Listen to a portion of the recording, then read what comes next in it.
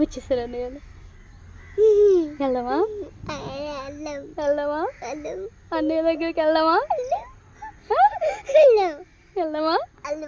ఏమంటావు నువ్వు